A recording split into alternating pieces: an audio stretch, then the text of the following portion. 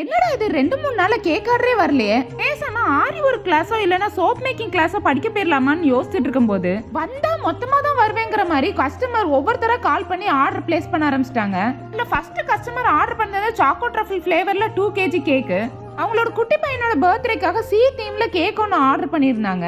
Reference இமேஜை send பண்ணிட்டு எனக்கு இதுல வேவ் டிசைன் மட்டும் எக்ஸ்ட்ரா போட்டு தந்துருங்க. அவனுக்கு ஷீ செல்ஸ்னா ரொம்ப பிடிக்கும், அதனால கேக்ல நிறைய ஷீ செல்ஸை ஒயிட் சாக்லேட்ல ரெடி பண்ணி பிளேஸ் பண்ணிருங்கன்னு சொல்லியிருந்தாங்க கஸ்டமர். நானும் கஸ்டமர் கேட்ட மாதிரியே கேக்கை ஃபுல்லா ரெடி பண்ணி குட்டி குட்டியா ரெடி பண்ணியிருந்த ஷீ செல்ஸ் கேக்கு மேல வச்சு விட்டுட்டேன். இருந்தாலும் கேக்கு பார்க்க ரொம்ப பிளெயினா தெரிஞ்ச மாதிரி இருந்துச்சு. கேக்கு மேல ஒரு பெரிய ஷீஷெல் வச்சா நல்லா இருக்குமே நினைச்சிட்டு இருக்கேன். என் பொண்ணோட கலெக்ஷன்ல பெரிய ஷீஷெல் 2 இருந்துச்சு. நல்லா க்ளீன் பண்ணிட்டு கேக்கு மேல வச்சு விட்டு பார்க்கும்போது கேக் சூப்பரா இருந்துச்சு.